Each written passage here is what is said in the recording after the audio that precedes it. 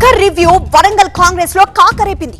మంత్రి కొండా సురేఖ వర్సెస్ కడియం శ్రీహరి మధ్య రాజకీయ రచ్చకు దారితీసింది.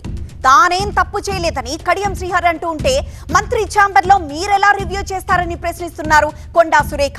ఇద్దరి మధ్య డైలాగ్ వార్ చూద్దాం. నేను నా నియోజకవర్గానికి సంబంధించిన ఆలయాల గురించి మాట్లాడలేదు తప్ప ఉమ్మడి వరంగల్ జిల్లా ఆలయాల గురించి కానీ లేకుంటే తెలంగాణకు సంబంధించిన ఆలయాల గురించి నేను మాట్లాడాను.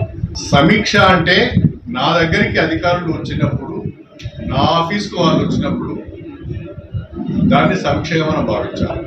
కానీ నేనే వాళ్ళ దగ్గరికి పోయినప్పుడు నేను అది రిప్రజెంటేషన్ ఇవ్వడానికి వెళ్ళినట్టుగా భావించాను. ఇది అవగాహన రూపమే తప్ప మరొకటి కాదు. అవగాహన లేకుండా నేను ఇక్కడ దాకా రాను. నాకు అన్ని అవగాహన ఉన్నాయి, ఎందుకంటే నేను ఎడ్యుకేటెడ్, నాకు అంతా తెలుసు, రూల్స్ రెగ్యులేషన్స్ అన్నీ తెలుసు. నువ్వు ఒక లెక్చరర్గా పనిచేసినావు, నువ్వు చదువుకున్నాడు ఏం కాదు, నీకు కూడా పద్ధతులు తెలుస్తాయి. ఇప్పుడు ఎవరి శాఖ వాళ్ళు నిర్వహించాలి, నా శాఖ నేను నిర్వహించాలి. నా శాఖ నిర్వహించినప్పుడు నువ్వు నా దగ్గరికి రావడానికి నీకు చిన్నతనం అయినప్పుడు నువ్వు ఆఫీసర్ దగ్గరికి పోవడంలో తప్పులేదు. బట్ మీటింగ్ హాల్లో ఏదైతే ఉందో మీటింగ్ పెట్టి రివ్యూ చేసి, ఆ రివ్యూ చేసిన దాని సారాంశాన్ని మీరు బయటికి విడుదల చేయడం ఏదైతే ఉందో ఆ తప్పుడు సంకేతం పోయింది.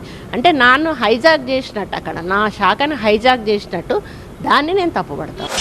అసలు నేను తప్పే చేయలేదు, వివరణ ఇచ్చే ప్రసక్తి ఎక్కడి నుంచి వస్తుంది?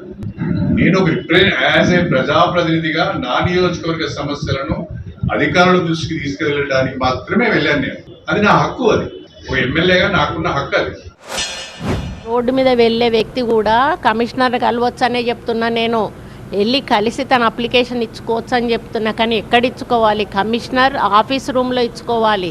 వీళ్ళు మీటింగ్ హాల్లో కూర్చొని అక్కడ ఉన్నటువంటి స్టాఫ్నంతా కూర్చోబెట్టి స్నాక్స్ పంచి అవన్నీ పంచి గంటన్నర మీటింగ్ నిర్వహించి ఆ మీటింగ్ సారాంశాన్ని బయటికి వదిలిపెట్టారు వాళ్ళు.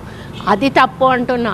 అదే కమిషనర్ రూమ్లో కూర్చొని నువ్వు 2 గంటలు కాదు 2 రోజులు కూర్చున్నా కూడా నేను మాట్లాడేదాన్ని కాదు.